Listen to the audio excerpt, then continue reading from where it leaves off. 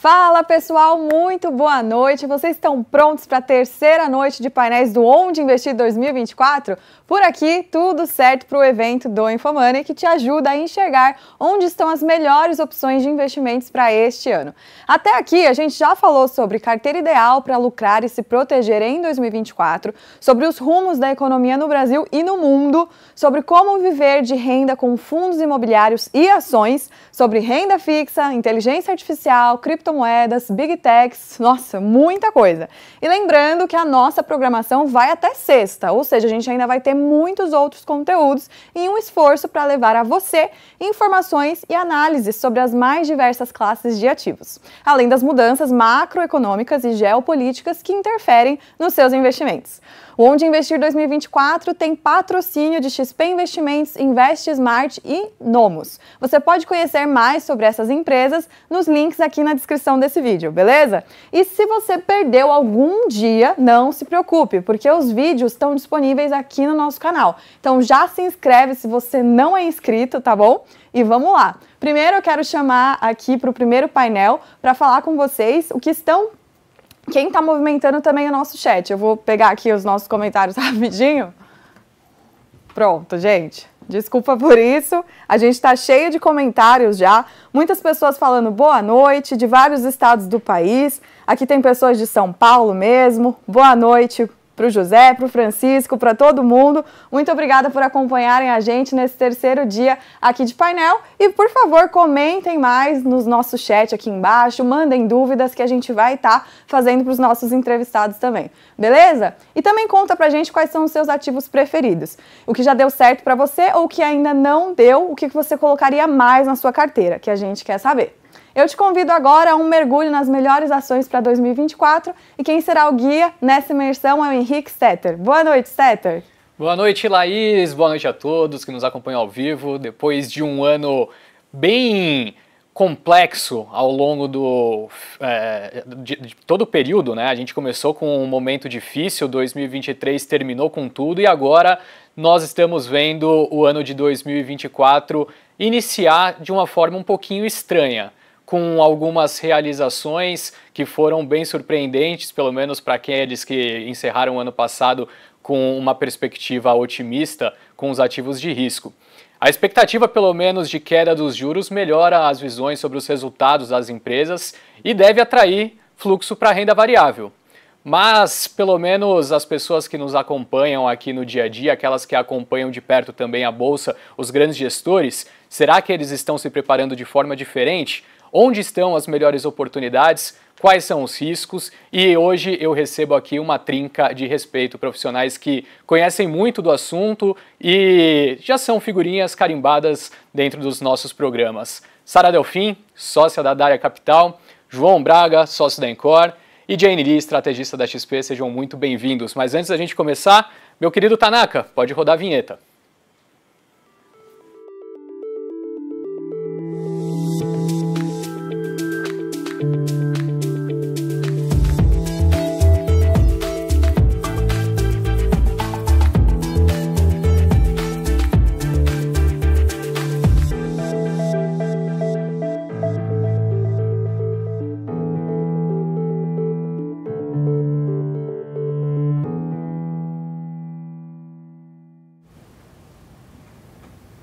É isso aí, estamos de volta e a gente começa falando com Jane Lee para debater um pouco sobre esse tema que eu trouxe na introdução. Lá ao longo de 2023, a grande dúvida que tínhamos era se os Estados Unidos, até 2022, fim de 2022, se os Estados Unidos iria, de certa forma, conseguir fazer uma aterrissagem da sua economia sem grandes problemas. Aparentemente o cenário está se desenhando nessa direção. Agora a grande dúvida é como esse movimento pode beneficiar economias como a nossa, de países emergentes, né? Como os cortes de juros de países envolvidos pode atrair o fluxo, pelo menos no Stock Pickers, essa tem sido a grande tese de investidores que estão otimistas com o nosso mercado. Gostaria de saber se você concorda com isso. Boa noite, Jane. Boa noite, Stetter. Boa noite todo mundo. Obrigada aqui pelo convite para fazer esse debate com pesos pesados aqui do mercado.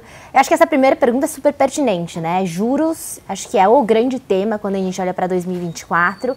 Mas quando a gente faz a retrospectiva de 2023, é um cenário completamente oposto, né? Em 2023, o mercado estava preocupado por quanto tempo, até quando que os juros iam subir lá fora.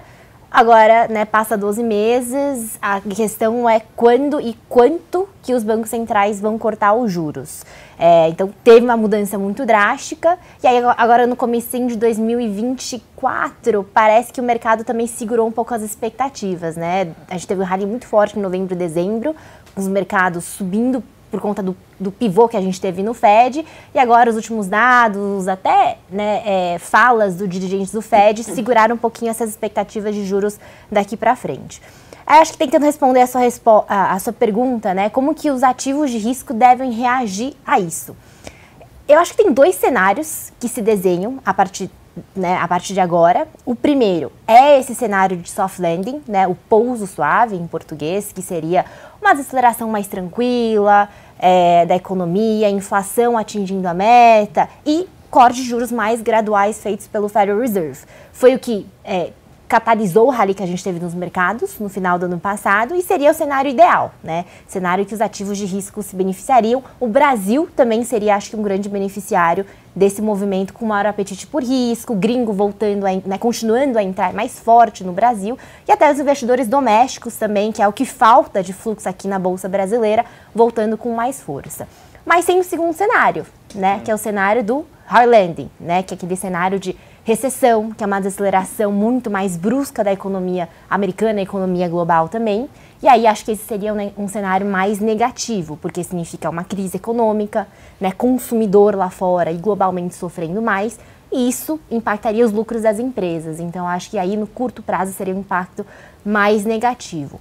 Hoje o mercado realmente está um pouco mais perto desse soft landing, mas eu acho que o Fed e o mercado vai ficar muito de olho nos próximos dados econômicos para entender se esse desaquecimento que a gente está vendo é gradual, aquele que a gente tem falado que notícias ruins são notícias boas, e se a gente vai ter algum ponto de inflexão, se em algum momento notícias ruins são notícias ruins.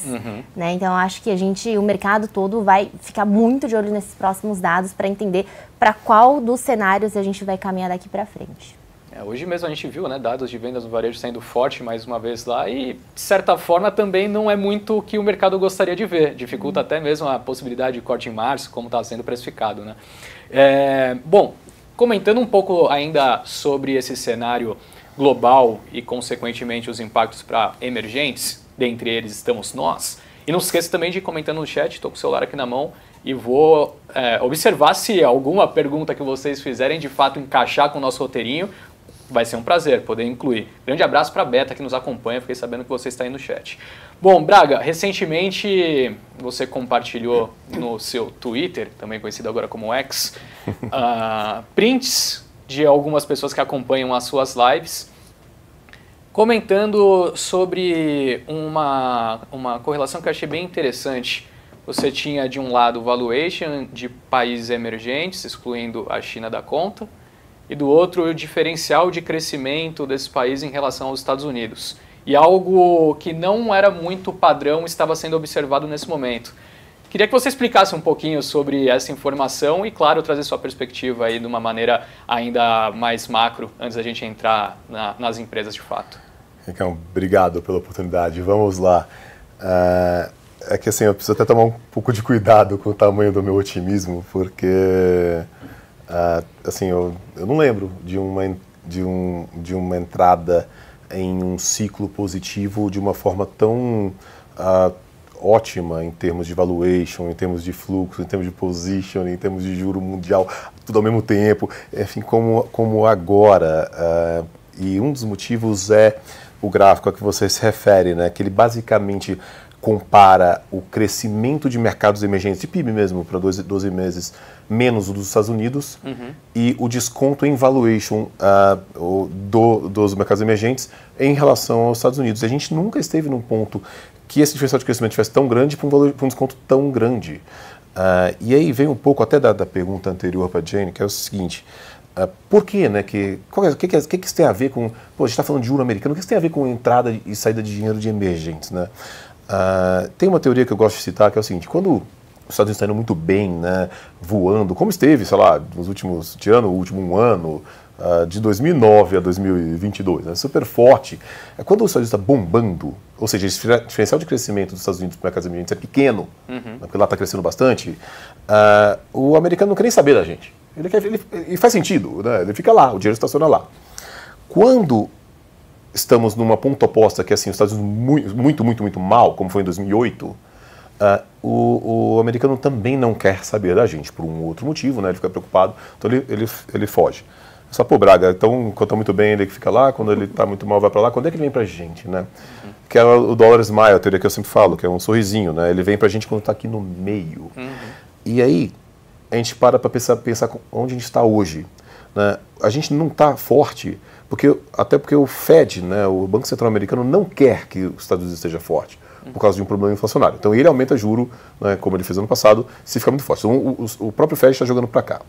Estamos no 2008? Não, né, que é a história do soft landing. A gente está exatamente nessa região aqui do meio. Ou seja, é exatamente o ponto que ele para e olha, pô, aqui está meio mais ou menos, mas também não está tão ruim. Legal, o que tem por aí no mundo? Né? Faz muito sentido isso, né? E aí ele para e olha para aquele meu gráfico e fala, peraí, a gente está num dos maiores momentos de diferença de crescimento de emerging markets para os Estados Unidos.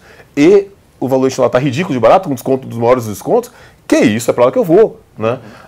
E aí tem uma outra coisa que é extremamente curiosa, porque o que mais importa do ponto de vista macro para a gente, porque a gente é muito micro, né? Olha empresa por empresa, mas tem lá os 15% macro que a gente conhece. O que mais importa, porque eu acho muito difícil prever as coisas macro, muita gente muito melhor que eu vive disso, né? Mas uma coisa que a gente tenta adivinhar é em que ponto do ciclo que a gente está, né? Eu sou muito fã do Howard Marks, que vai falar aqui, né? Daqui a pouquinho tem Howard Marks. Exatamente, aqui, eu recomendo, pessoal, eu sou fã número 1 do cara. Eu vou querer assistir, inclusive. E quando eu olho para o ponto do ciclo, que é o comecinho da melhora, né? Com a gente tão descontado, com um crescimento gigantesco, eu fui lá e fiz uma conta, essa é curiosa, hein? Eu peguei todos os anos, desde quando a gente começou a ter meta de inflação, né? Meta de Selic, né? Que foi ali em 99, por ali. Tira 99, porque do primeiro ano foi muito esquisito, porque teve a devalta, tira isso aí. Pega 2000 para frente. De 2000 até hoje, tivemos 11 anos que cortamos juros. Desses 11 anos, sabe quantos a Bolsa subiu? Todos os 11. Todos os 11. Aí esse ano vai acontecer o quê? O juro vai cair de novo, a estatística está do teu lado. E esse ano tem uma coisa que não teve na vida, que graças ao Covid, né, não é só a gente que vai cortar juro, é o mundo inteiro. O mundo inteiro vai cortar juro ao mesmo tempo. Aí você pega o mundo inteiro cortando juro ao mesmo tempo, que é expansionista, com valuations no low, com diferencial de crescimento gigante. Cara, se você não investir em bolsa agora, desculpa, se você não investir em bolsa nunca mais. Porque é o melhor cenário que eu consigo imaginar. Né? E é por isso que eu divide por 10 que eu falar aqui, porque eu realmente olho para isso e eu fico muito otimista. Não, faz sentido. É um pouco disso. Eu me recordo conversando com a Sara há alguns meses atrás, não tenho exatamente a precisão do tempo, mas eu lembro que ela estava bem otimista conforme o ciclo de corte fosse iniciado por aqui, e foi de fato, e o que talvez traga um pouco de insegurança para o cara que está pouco alocado nesse momento, é que ele viu novembro a bolsa disparar, dezembro foi uma continuidade, e agora começa janeiro com um negócio um pouquinho diferente, né? Parece que os agentes de mercado estão um pouco mais mal-humorados. Então, eu queria que você começasse aqui, Sara, falando sobre isso, né? O Braga e a Jane explicaram muito bem porque lá fora o cenário está interessante, mas esse ciclo de corte ainda tem potencial de fazer andar mais do que a gente observou ali naqueles 2 primeiros meses, nos 2 últimos do ano passado? Eu acho assim que no geral a gente começou o segundo tempo, né? A gente ainda tem, acho que bastante espaço para cortar juros aqui no Brasil, mas obviamente o cenário externo ele tem um peso e que é um peso relevante. E como a Jane falou, assim, o pior passou. Né? Quando a gente olha ali para um período de 2022, a inflação americana chegou a bater 10%. Ela está caminhando para 3% ou abaixo de 3%. Então, o trabalho de você trazer a inflação para baixo, ele foi feito numa economia que está morna. Ela não está superaquecida, está dando sinais de desaceleração. Então, ele conseguiu desinflacionar a economia tendo pouco impacto, né, em nível de crescimento, no resultado das empresas. Então, que é o soft landing que a Jane falou. E quando você olha para E tem uma coisa, assim, que o Braga falou de ciclos econômicos, que é uma combinação de ciclo que a gente espera, sei lá, 20 anos. Que é você ter uma economia desacelerando com uma economia chinesa acelerando. Quando isso acontece, o dólar no mundo tende a ficar mais fraco.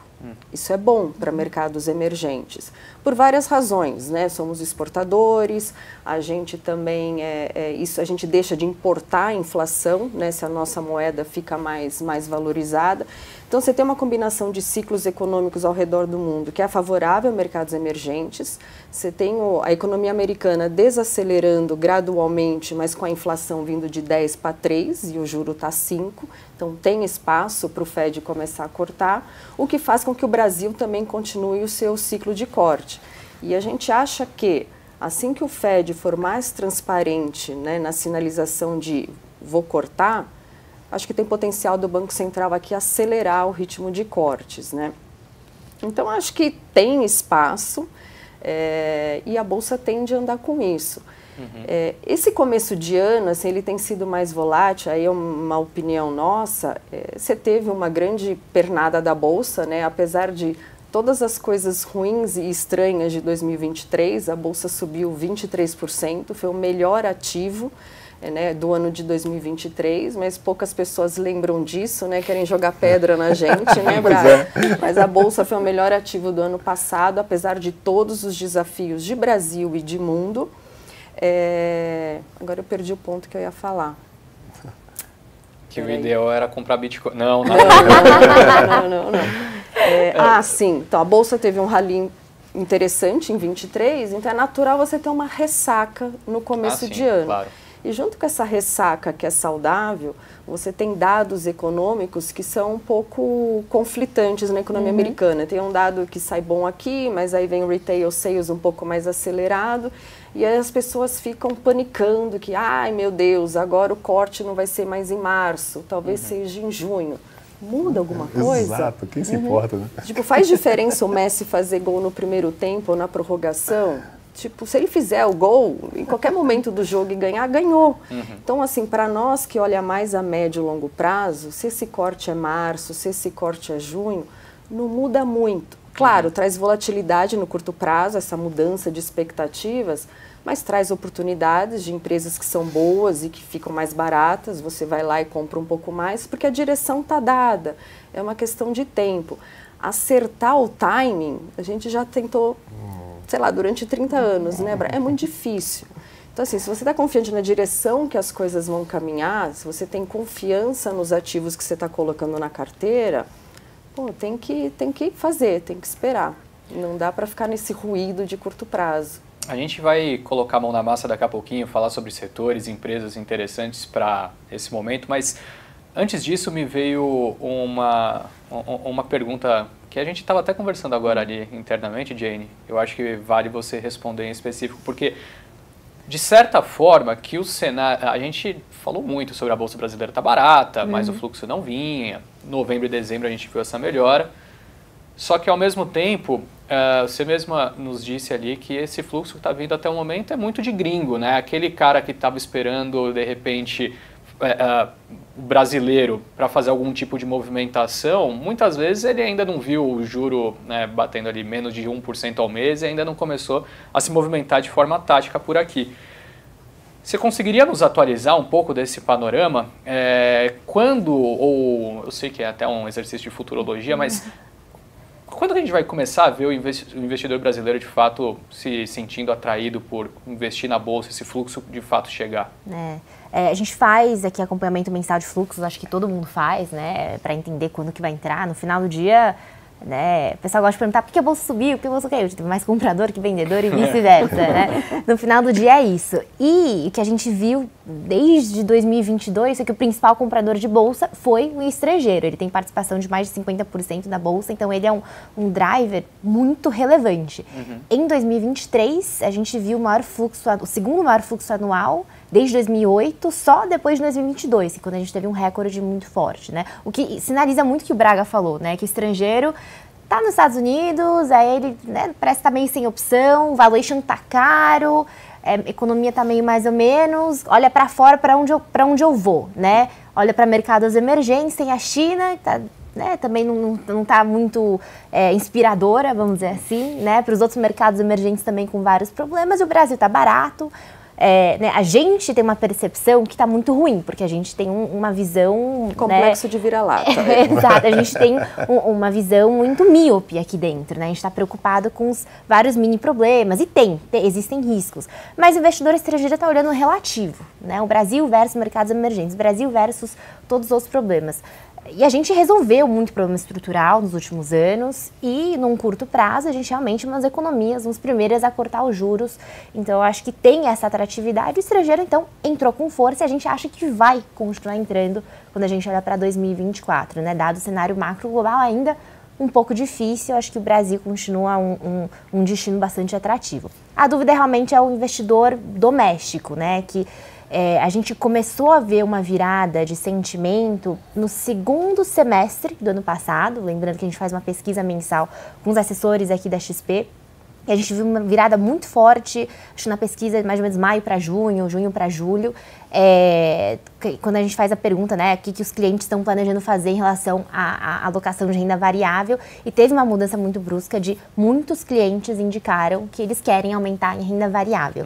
E isso foi consistente, né, no segundo semestre inteiro. A gente está esperando um pouco ver isso, né, acho que acontecer, né? Então parece que o apetite por risco aumentou, né? Eles querem aumentar, mas ainda estão com o pé um pouquinho atrás, acho que por conta dessa volatilidade toda que a gente viu no ano passado. Então, que nem a Sara falou, a bolsa subiu mais de 20%, mas com muita reviravolta, né? A gente teve meses que o mercado ralhou muito forte, e teve outros meses que caiu por conta de preocupações macro lá fora, preocupações com reforma tributária por aqui, enfim, teve muita volatilidade. Então, acho que precisa de um tempo, acho que para o investidor pessoa física tomar um pouco de confiança, acho que ver esse setor nos ajuda, mas a gente tem o fato de corte de juros, que nem como falou, o mundo todo está cortando juros, e aí o investidor, pessoa física, vai ter que tomar risco para continuar, né, achando retornos mais favoráveis, né? Aquele CDI alto que a gente teve, né, agora recentemente, não vão durar por tanto tempo. Então, em algum momento, vai ter que tomar esse risco, né? Acho que tem um fator psicológico também, não sei se vocês concordam, assim, mas acho que quando a Selic fica em um dígito, acho que dá o clique nas pessoas de que, poxa, agora não tenho mais 1% ao mês, o que eu faço, né? Só que quando ele for ter esse clique, passou, assim, porque o mercado antecipa, né? A gente sabe que a Selic tende a caminhar para um dígito. Então, é bom as pessoas começarem a fazer uma transição suave, obviamente, né, para as pessoas tirarem tudo da renda fixa e botar em bolsa. Obviamente, nem eu faço isso, mas você vai ali, né, vai tateando, vai fazendo ali uma alocação mínima.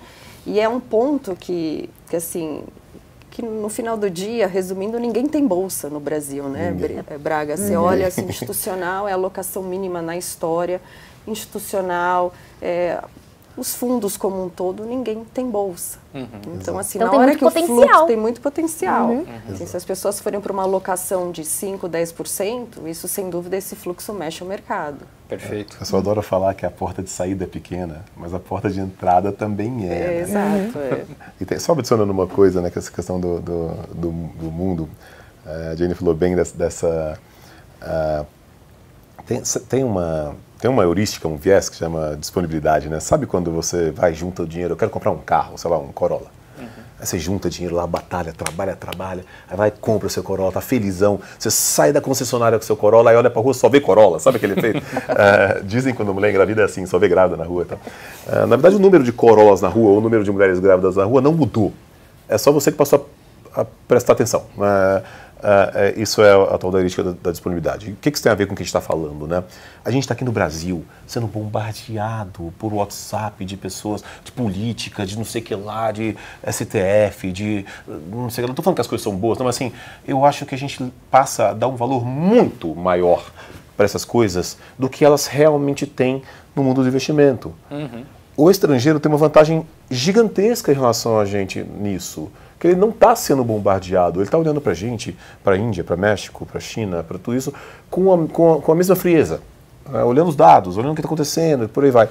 E quando você para olhar, a gente já falou na pergunta anterior que eu não lembro de um momento tão bom no relativo para emergentes em relação a desenvolvidos. Aí você bota nesse contexto de emergentes que o Brasil hoje talvez seja a melhor opção, porque China, que era uma opção gigantesca antigamente, hoje tem questionamento sobre se ela é ou não investível, né? Piorou muito a relação China e Estados Unidos do que ali nos últimos anos, e ainda mais com a história da Rússia, né?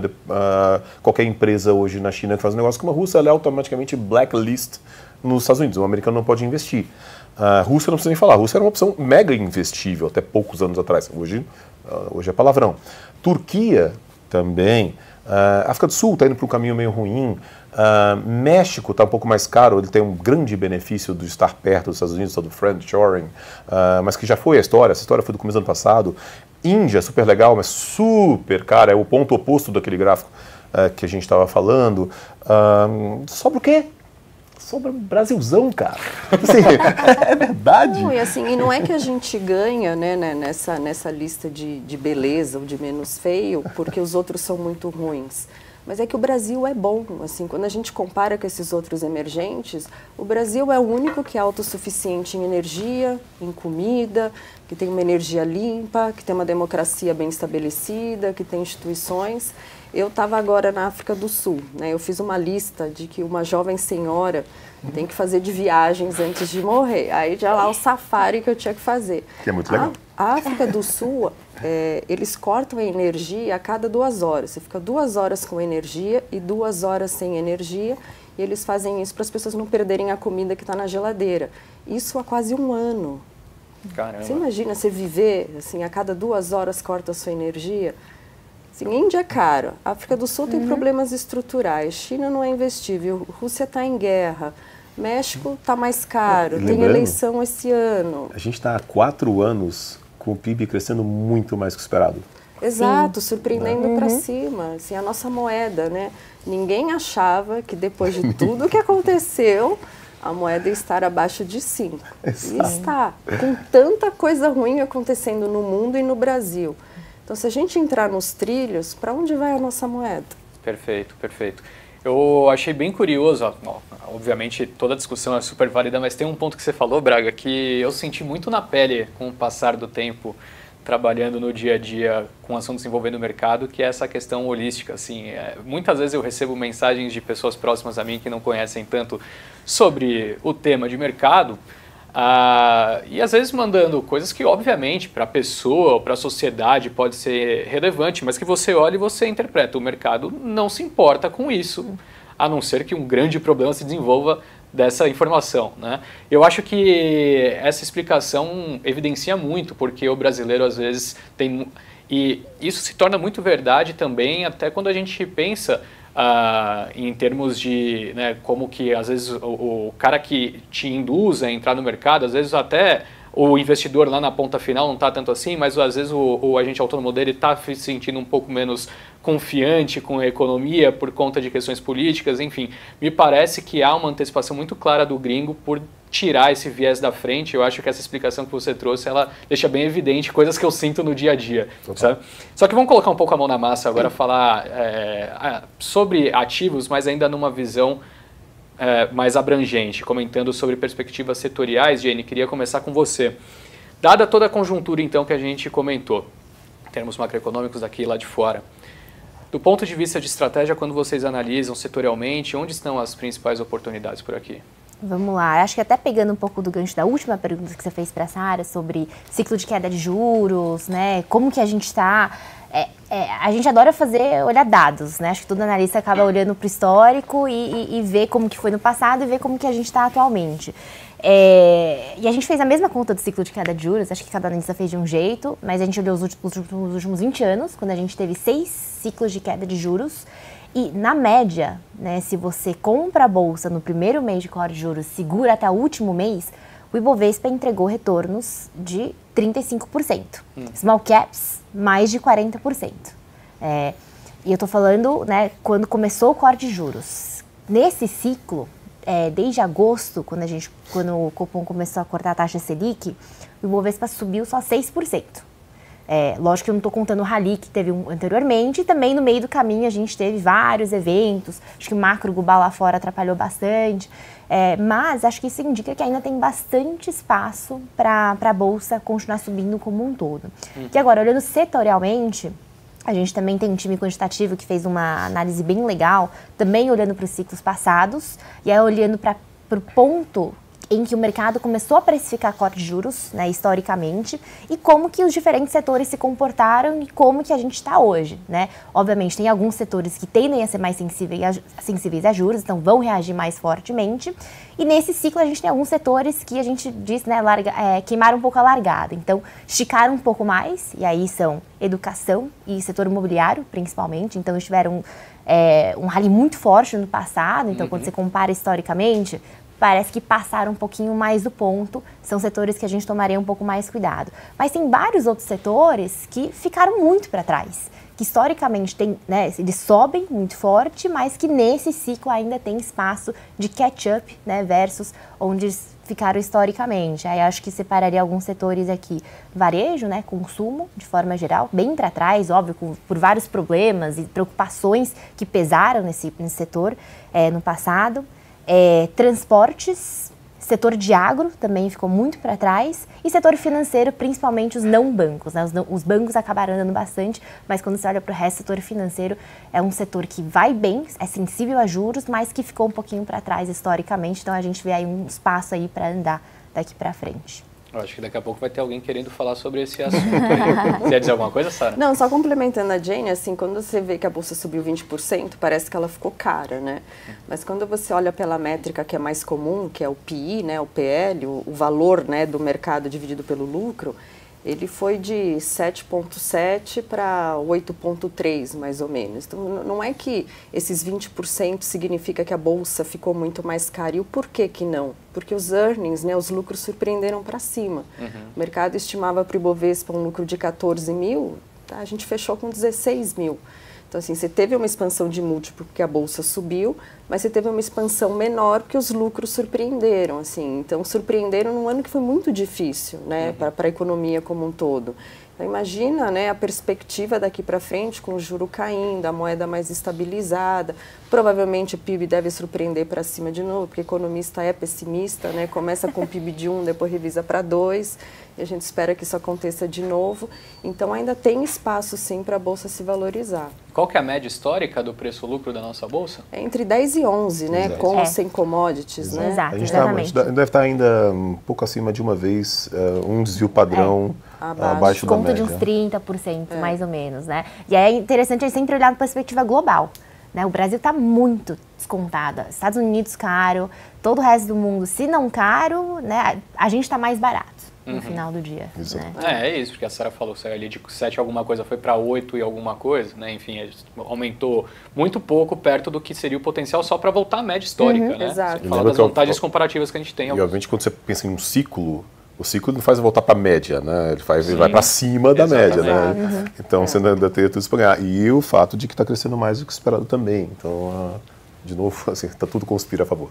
E nesse cenário, Sara, qual tipo de empresa te deixa mais seduzida, digamos assim? Qual te atrai mais? As características das empresas para um ambiente macro como esse?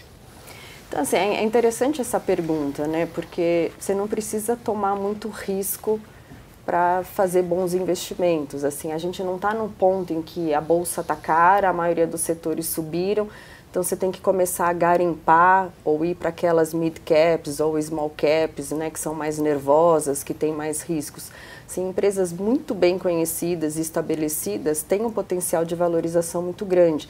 Então a gente não está precisando inventar a roda para achar boas oportunidades, né? Então você acha empresas com boa marca, boa gestão, boa execução, bom produto, ainda no nível de valuation que é muito atrativo, assim, isso em todos os setores, assim, isso, então você ainda não chegou num ponto de que você precisa começar a olhar coisas diferentes ou coisas, sei lá, mais tortas, porque você já exauriu as opções, né, mais seguras. tem muita opção ainda, muito segura e com muito potencial de valorização ainda. E nesse sentido, como vocês estão começando a montar o portfólio, o portfólio imagino que já venha não muito diferente, até pela característica de vocês há algum tempo, mas como que ele está atualmente?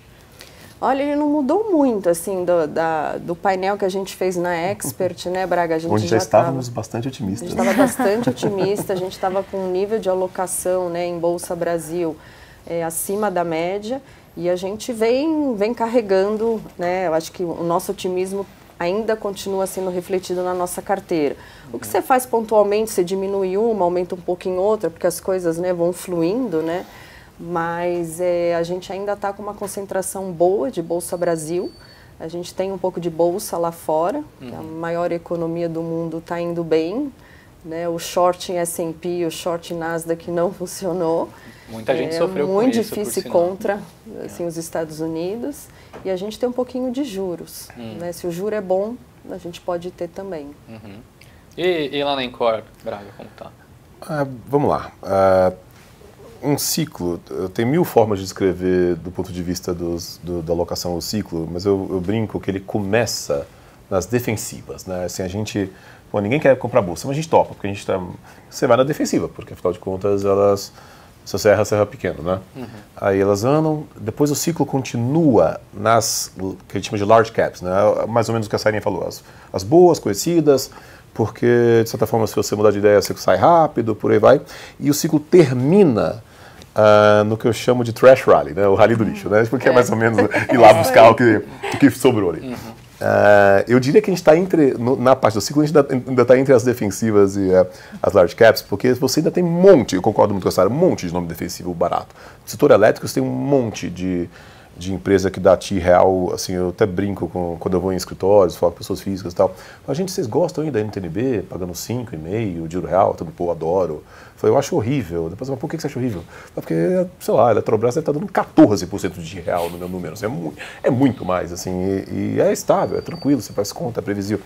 E não só ela, empresas muito premium, como uma Equatorial e uma Energisa, que está por aí, 9 altos, 10 e baixo, de real, uma empresa super estável. Então, você ainda tem essas coisas na bolsa. E também já começa a ter umas opções em outras large caps que são muito boas. Mas, dito isso, a gente já começou a migrar um pouco a nossa carteira e começou a adicionar um nome ou outro talvez controverso. E tem vários motivos para isso. O primeiro é que a gente começou a gostar menos de commodities. Então a gente vendeu as Vale lá para outubro, novembro, por achar que os incentivos da China estão indo, beleza, mas assim, não estão pegando tão bem, o minério andou, enfim, as outras commodities não. Então, eu acho que tem muita questão bem específica de sazonalidade, de restocagem e tal. Então a gente zerou isso, a gente alocou isso em mais plays, e outras também, tá? Diminuiu um pouquinho o setor elétrico, que é mais defensiva, e começamos a alocar em plays cíclicos domésticos. Então não é um movimento agressivo ainda, nossa carteira ainda pende para um otimismo, mas ainda pende para uma defesa. Mas quando eu pego a carteira lá do começo do ano passado, ela era extremamente balanceada, em commodities que se balanceavam com as minhas atacantes e a grande parte era defensiva. Agora eu tenho menos commodity, um pouco mais de atacante e um pouco mais de cíclicas domésticas. Então eu diria que eu já estou pivotando a minha carteira nesse ciclo. Tá antecipando o Fed. Braga, me fala uma coisa só ainda a respeito disso. Quando você comenta sobre as atacantes, você analisa setores que poderiam significar maiores riscos ou características da empresa mesmo? Às vezes uma mais alavancada, uma que está esquecida, uma com uma liquidez menor, assim, como que você analisa esse grupo em específico? A segunda parte, você falou melhor do que eu falaria. Eu não me importo muito com setores, eu me importo com empresa por empresa. Aí depois, obviamente, que a gente escolhe lá, até eu tenho 10 analistas lá que são os especialistas, ficam olhando para os setores e tal. E no final a minha tarefa é depois dar um pouco olhada nesse relativo, se a carteira está balanceada. Se eu estou começando a gostar muito de um setor só e vejo que está muito concentrado naquele setor, eu não gosto. Porque também nosso trabalho aqui é sobreviver, tá? E se a gente sobreviver por muitos anos, eu tenho certeza que o fundo vai bem, né? Então, a gente não é muito de concentrar numa tese só, e se der certo, esse é o melhor fundo do ano. A gente não é muito assim, não. A gente tenta sempre trabalhar um pouco mais balanceado. Mas a gente olha empresa por empresa e o outcome é saber se a gente está concentrado ou não. E aí tem até uma coisa feia de falar, mas eu vou falar, que é, assim, depois encontro o nosso trabalho aqui, Sarinha, mas vamos lá. Que é o seguinte, a gente se propõe a ser um fundo agnóstico, a ser um fundo que a gente é all weather, para todos os tempos, ou seja, a gente vai comprar o que a gente acha que vai subir, né? Porque tem gente que, eu sou da qualidade, nunca vou comprar uma empresa estatal. Eu não sou assim, se eu acho que uma empresa estatal vai subir, eu vou comprar uma empresa estatal. Tem gente que não vai olhar para commodity, porque, eu sei que a Sara também também pensa como a gente pensa assim, se o commodity for bom, porque tem gente que fala, não vou investir em commodity, porque sei lá como é que vai estar o petróleo daqui a um... Não, a gente acha que se a gente acha que vai subir, a gente vai comprar também commodity. E por que eu estou falando isso? Porque ao longo do ciclo, essa é a frase ruim que eu vou falar, quando o mercado está ruim, como esteve nos últimos 3 anos, eu acho que a gente tem que comprar o bom, né? Porque é o que vai te defender. Protege dos sustos, Mas quando o mercado está bom, cara, a gente tem que comprar o ruim. Né? Às vezes a gente tem que fazer o tal da antecipação ao threshold rally, sei lá. Então eu começo a olhar para nomes, que ruim é um jeito de dizer, né? Às vezes é uma empresa super boa, mas assim, está num ambiente competitivo difícil, qualquer coisa assim, e fica lá esquecida. Pô, a empresa está barata pra caramba, você sabe que ela está ridícula de barata, mas ela está num ambiente meio controverso e o mercado está ruim, você não vai comprar aquilo, porque pô, ninguém vai comprar aquilo, ninguém vai olhar aquilo. Mas se o mercado começa a melhorar, aí você começa a buscar as opções, e tem muitas no mercado hoje. Então a gente começou a tatear uma ou outra delas. Vamos falar sobre isso. Gostaria de ouvir uma tese de cada um de vocês. E aí, assim, não precisa ser necessariamente a que você se sente mais otimista, mas a que está te dando vontade de falar sobre. Quer começar? Tá, porque eu já vou fritar esse tema, então. É isso. Porque eu vou falar uma posição que até é média, não é uma das maiores posições do fundo, mas é uma posição que nenhum amigo meu tem, ou pouquíssimos amigos meus têm. Aí quando eu falo, a galera meio que assusta. O Barsi tem, né? Ou tinha, não sei, eu me recordo. Não sei. Que é Cielo, cara, Cielo. É uma empresa que foi super premium no passado, né? Nessa área a gente... Essa é diferente. E no passado foi super premium, aí depois ela passou por um ambiente de competição intensa com os novos entrantes, tipo Stone, PagSeguro, tal, a própria Meli, né? O Mercado Pago, todo mundo ali competindo, e ela apanhou pra caramba. E ela apanhou com razão, porque um ambiente competitivo, a coisa que eu mais me preocupo disparado quando eu vou analisar uma empresa no setor é com o ambiente competitivo. E o ambiente competitivo, ela de fato tinha piorado muito. Aí os preços caem, aí você tem a tal da perda definitiva. A gente evitou esse setor por muito, muito, muito tempo. Eu fiquei feliz que a Jenny falou que os financials non-banks são bons para ela, que a Cielo é uma dessas. Mas o fato é o seguinte, quando você olha para a Cielo, ela está negociando a menos de 7 vezes lucro, tipo 6 vezes lucro. Assim, é um valuation de empresa esquecida, é um valuation de empresa que está morrendo, que vai acabar. E ela não vai acabar, ela cresce. E a Cielo tem basicamente 2 negócios dentro. São vários, mas assim, se resume em 2. Um é o conhecido, que é a maquininha, a adquirência, a antecipação de recebível para o lojista, aquilo ali. Esse é que sofre uma competição bem grande. Mas ela também tem um outro negócio lá, que pouca gente fala, que chama Cateno, que é a emissão de cartão do Banco do Brasil. É um business super estável, crescente, devagar, reloginho, ótimo business. Lembrando que o conjunto desses 2 negócios está negociando mais ou menos 6 vezes lucro. Mas esse lado da Cateno merece um múltiplo muito melhor que esse, pela estabilidade do business, por tudo aquilo ali. Então, vamos dizer que esse negócio que merecia negociar a 10, 11 vezes lucro, que ainda é barato para este business, se você considerar a Cateno a 10, 11 vezes lucro, você leva o resto de graça. E o resto está crescendo. E o ambiente competitivo que eu falei que estava ruim, melhorou muito nos últimos meses. E a gente acha que vai continuar bom. Então vai ter uma hora que a galera vai olhar o que tem por aí e vai lembrar que a Cielo está valendo 0. Você leva de graça. Né? Mas não, se você leva ela de graça, ela provavelmente está indo muito mal, queimando dinheiro. Tal. Não, gera caixa e cresce. Gente, que isso? Né? Então este é um exemplo de empresa que eu já sabia que a parte da adquirência estava sendo negociada 0 a 1 ano atrás. Mas eu não queria mexer, porque o negócio estava ruim, o mercado estava ruim. Agora, com o mercado bom e com a notícia na margem, que é o ambiente competitivo melhorando, comprei. Então é uma posição média, meio controversa, mas que eu vejo um potencial gigantesco. Legal. Você quer comentar alguma também, Jane? Vamos lá, acho que vale. A gente tem as nossas carteiras recomendadas, né, que também automatizadas na plataforma da XP. Acho que de posicionamento, de forma geral, eu concordo com vocês dois, tá? Acho que a gente não está no momento ainda de tomar muito risco, porque tem muito valor nas large caps, na bolsa como um todo. Ainda não é necessário começar a tomar tanto risco. Então, de forma geral, a gente ainda tem um posicionamento mais defensivo e qualidade. E aí, acho que o nome que eu falaria aqui é Equatorial, que você até mencionou aqui. É um nome que a gente tem na carteira, entrou em, acho que outubro do ano passado, na top 10, e já entregou retorno de 10% desde então. É um que tem um operacional muito bom, né? Tem bastante upside ainda, fez várias aquisições de concessões recentemente, então acho que ainda tem upside para capturar. E a top pick que a gente tem aqui no setor de utilities. E o setor de utilities é um setor que, historicamente, a gente quase não tem na carteira top 10, né? E acho que foi um setor que foi muito bem, e aquele setor defensivo, resiliente, nesse momento ainda de inflexão que a gente está de cenário macro. Então, acho que ainda faz sentido numa alocação. E é muito ponto de vista do que o Braga falou. A gente tem um ponto de vista de alocação setorial quando a gente monta uma carteira. Então, a gente precisa balancear os riscos que a gente tem. Então, acho que eu diria que essa é uma das top picks que a gente tem aqui na carteira hoje em dia. Equatorial. Vale lembrar que Equatorial não tem nada a ver com Equador, que tá pegando fogo, né? Só para descontar aí de leve. E você, Sara, qual a sua escolha aí? Qual a sua grande tese? É uma ação que a gente já gosta há algum tempo, mas esse ano, o ano passado, né, ela me surpreendeu demais, assim, que foi Mercado Livre. Era uma empresa que eu, no meu modelo financeiro, eu estava mais ou menos uns 30% acima do que o consenso de mercado tinha para a empresa em termos de rentabilidade.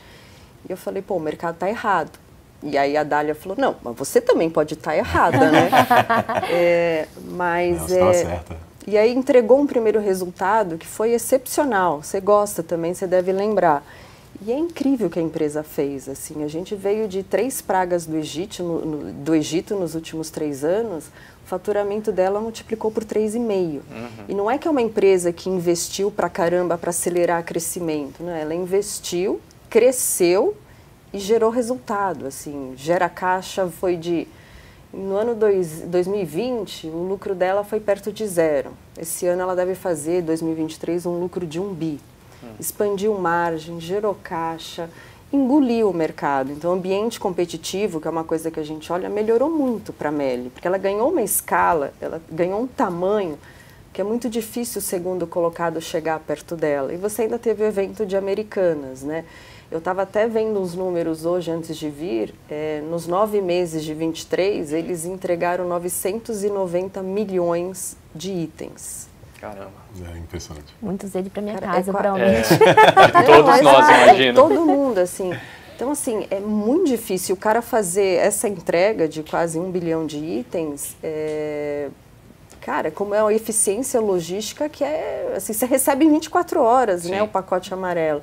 Então, assim, essa combinação, né, de execução, tamanho, escala, ambiente competitivo, assim, você vê nos números de Meli que isso gera valor, né? Então, é uma empresa que já gostava, gosto mais e espero que ela continue surpreendendo aí. Você está falando de já gostava, eu lembro de você ter dito há um bom tempo atrás, nos primeiros Stock Pickers que a gente fez ali sobre o nosso comando, uma das perguntas que eu acredito que até eu tenha feito, né, era sobre esse ambiente de competição no varejo, quando o sinal ainda não era tão negativo como atual, você dizia, bom, nos Estados Unidos você tem uma grande vencedora, no Brasil a gente tem 5, 6 empresas, será que tem espaço para todas elas? Exato, né? Só uma curiosidade, eu fiquei feliz, porque o Mercado Livre é a nossa maior posição.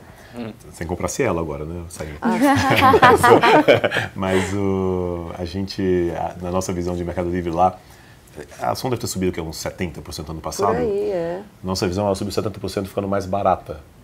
Porque ela entregou mais do que 70% do que a gente esperava. Só para vocês terem uma ideia, a gente guarda todos os dados, né, dos modelos analistas e ela, se não me engano, no resultado do terceiro tri ela entregou 18% de margem EBIT.